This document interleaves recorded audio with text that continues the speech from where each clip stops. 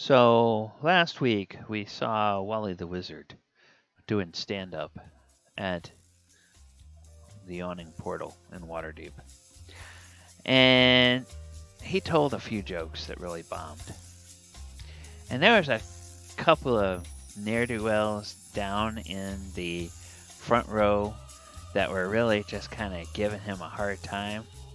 So Wally the Wizard says, "All right, you don't like my jokes? Try this, you fools." And he pulls a few pinches of sand out of his pocket and he flings them up into the air. He fans his hands out and he hits the front row of the audience with a color spray. And all of the little commoners, they just put their hands over their eyes and they're blinded for several rounds. This, ladies and gentlemen, is what happens with the 5th edition version of the spell Color Spray. Hey everybody, welcome to Arcane Wednesday for October 7th, 2020. I'm your host, DM Gallibond, and tonight we're going to be looking at this first level spell. So let's go ahead and take a look at where this spell comes from and what it is all about. All right, Color Spray originated in AD&D, so first edition of the game, and it had a very, very complicated formula to figure out how it worked and what the effect was. So, upon casting a spell, and it was also an illusionist spell, because back in those days there were magic users. And then there were illusionists who were specialized magic users that dealt only in illusion school or only in illusion magic. However, not all illusions are illusion. As you can see, color spray here is listed as alteration magic. All right, who knew? Upon casting a spell, the illusionist causes a vivid fan-shaped spray of clashing colors to spring from his hands. From 1 to 6 creatures within the area of effect can be affected.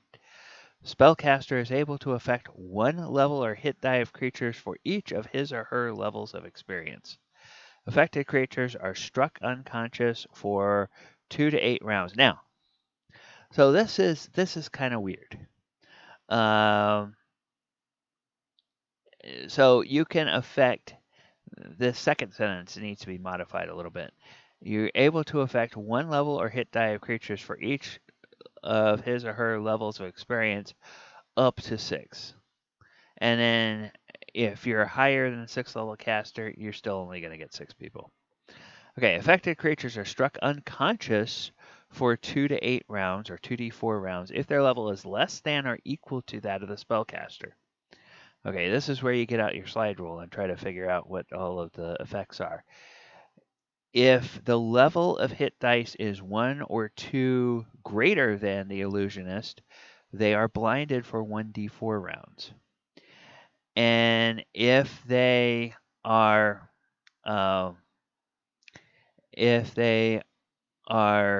3 or more levels or hit dice is greater than the spellcaster, then they are stunned for 2d4 segments.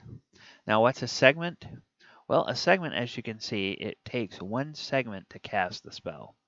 I believe there are 10 segments in a round in D&D or in AD&D, because a round in those days corresponds to 10 seconds. So each segment was about a second.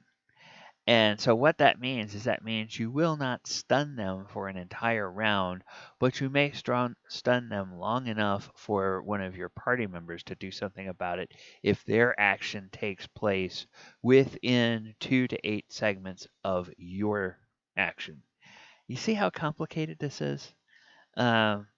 And then it says all creatures above the level of spellcaster and all creatures of 6 level or 6 hit dice are entitled to a saving throw. And then it gives you the material components. So very complicated way that this spell worked back in first edition.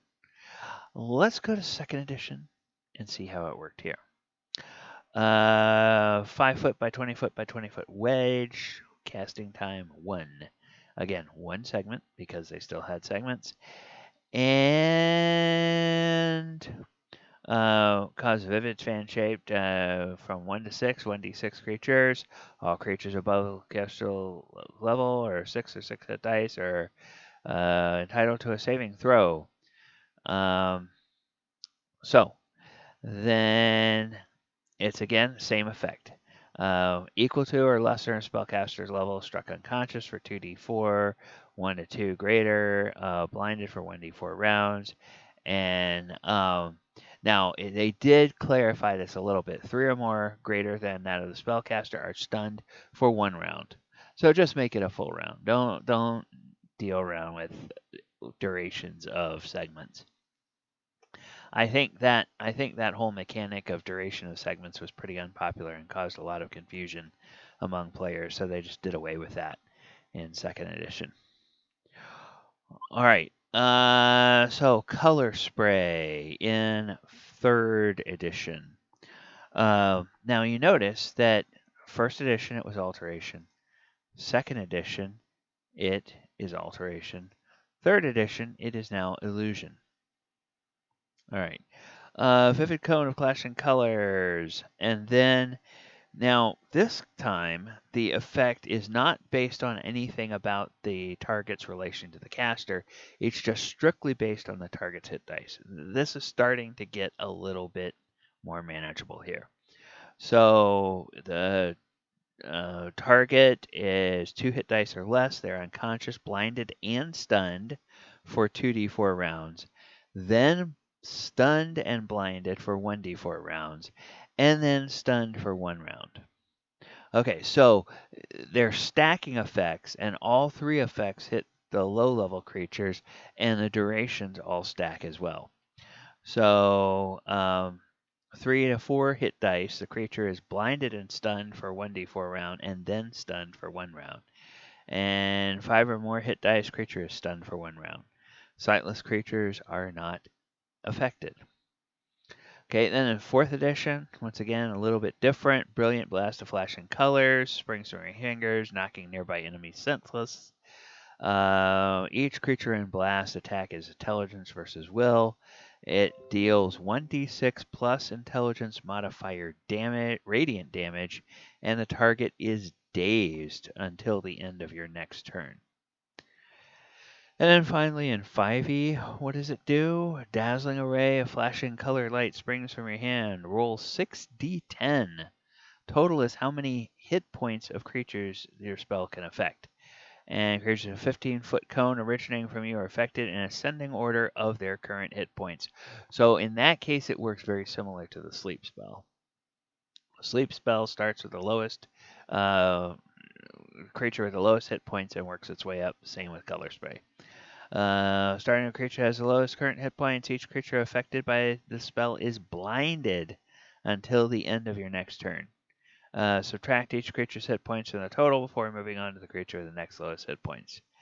And then if you've upcast it into higher spell slots, you add 2d10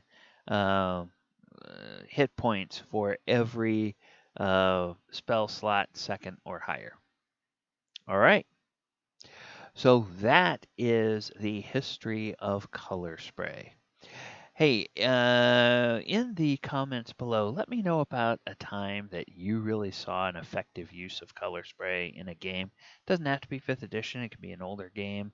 Or if you were a DM, when did somebody use it, or when did you use it if you were playing the wizard or the illusionist back in the day that had the spell. And if you like everything that we're doing here on the channel, please like the video, share the video, subscribe to the channel, click the post notification bell so that you can get notified every time new content drops on the channel. And in the description, you will find all the ways that you can follow me on social media, including the actual play games that I run every week on my Twitch channel. All right, everyone, thank you very much. That is going to do it for Arcane Wednesday. Hope to see you next week. Good night, everybody.